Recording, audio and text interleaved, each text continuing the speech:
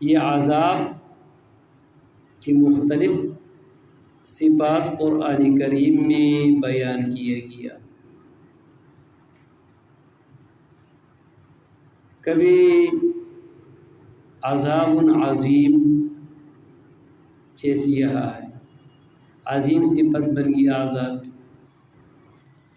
اور کبھی کبھار عذاب علیم جیسے آگے آنے والے ہیں، عذاب علیم۔ اسی طرح قرآن کریم میں سوء العذاب، بد عذاب، کبھی کبھار اشد العذاب، سخت عذاب، کبھی قرآن کریم میں عذاب مہین یہ صفت بیان کیے گئے، کبھی کبھار عذاب شدید یعنی عذاب سخت،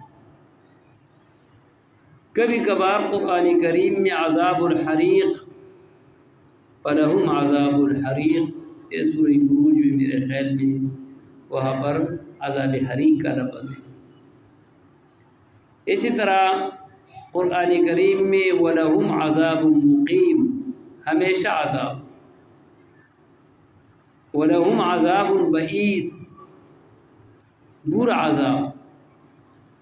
کبھی عذاب کی صفت الخلد ذکر، عذاب الخلد،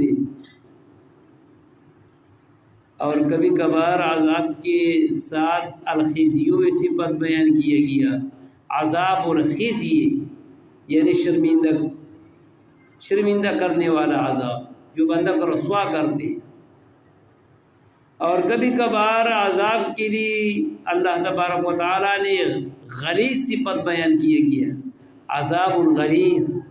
سخت قسم کے عذاب، عذاب قریب، عذاب کی کبھی صفت قریب بھی بیان کیا گیا کہ قریب عذاب۔ اسی طرح قرآن کریم میں عذاب السعیر یہ بھی بیان کیا گیا،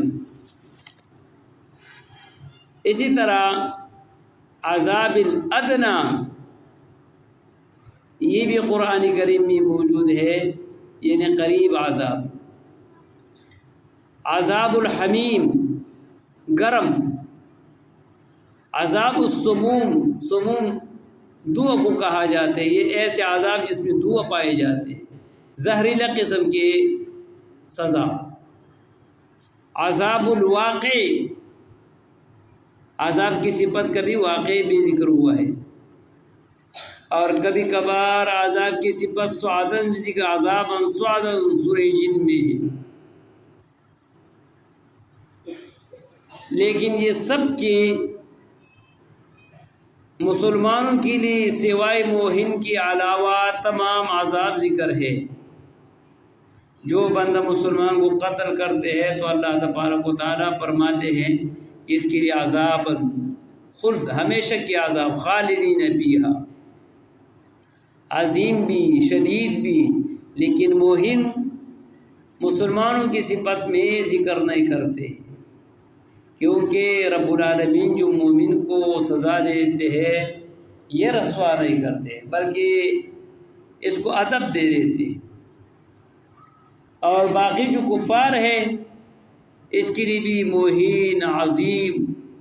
شدید، غلیظ، حریق یہ بھی کافروں کے لیے،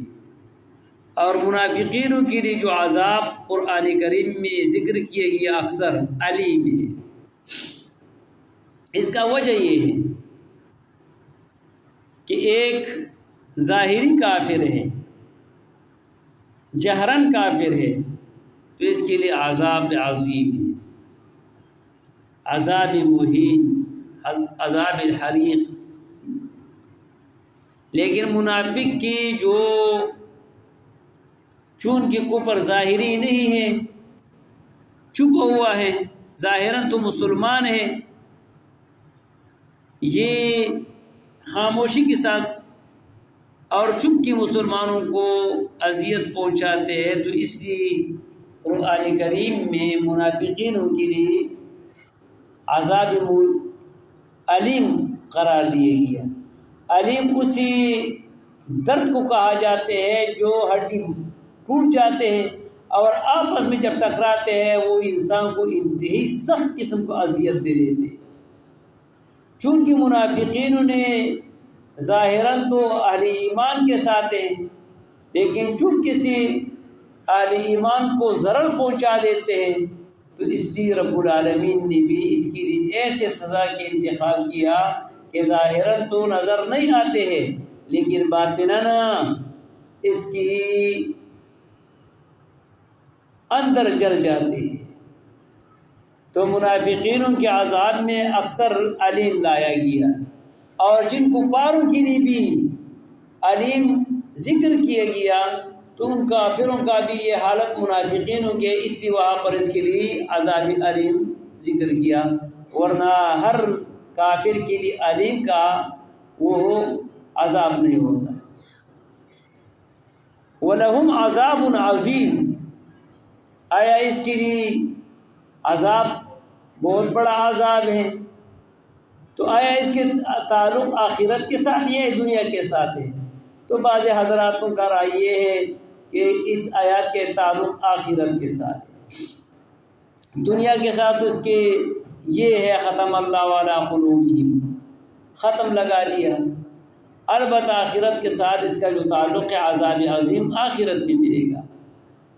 لیکن بعض حضرات فرماتے ہیں کہ چون کی آیات مطلق ہے،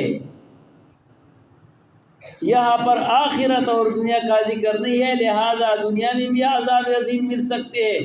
اور آخرت میں تو ہے، یعنی اس کے لیے تو آخرت میں تو عذاب عظیم میں تو کوئی کمی نہیں ہوگا،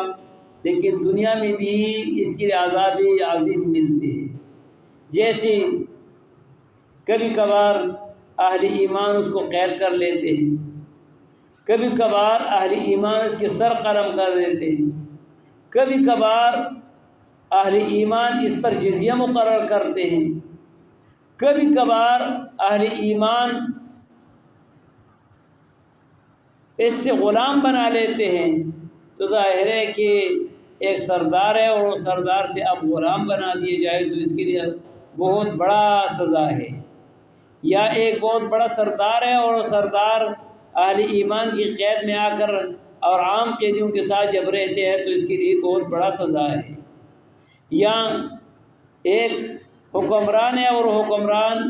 مسلمانوں کی گرفتاری میں جب آ جاتے ہیں تو اس پر جزیہ اور ٹیکس مقرر کرتے ہیں تو یہ بھی اس کے لیے ذلت ہے اور عظیم قسم کی تکلیف ہے۔ تو لہٰذا اس آیات کی تعلق دنیا اور آخرت دونوں کے ساتھ ہے، آخرت میں بھی اس کے لیے عذاب عظیم ہے، لیکن دنیا میں بھی اس کے لیے عذاب عظیم بن سکتے ہیں، جزیہ کے شکل میں، غلامی کے شکل میں، قتل کے شکل میں، اور قسم اذیت پہنچانے کے شکل میں۔ جیسے یہ اہل یمن نے تمام یورپی ممالکوں کے جو راستہ بند کر دیا، یہ معمولی عذاب ہے ان لوگوں کے لیے جو کوئی کاروبار نہیں کر سکتے ہیں۔ یہ جو نہر احمر جو ہے، یعنی جس کو ہم کالا پانی کہتے ہیں، وہ کالا پانی یہ یمنیوں کے حصے میں ہے، تو وہاں سے جو یورپ کے جتنے بھی جہاز جاتے ہیں تو وہ سارے کے سارے اس پر وہ فائر کر لیتے ہیں میزائلوں کے ذریعے سے۔ تو برطانیہ بھی اس سے پریشان ہے، فرانس بھی اس سے پریشان ہے،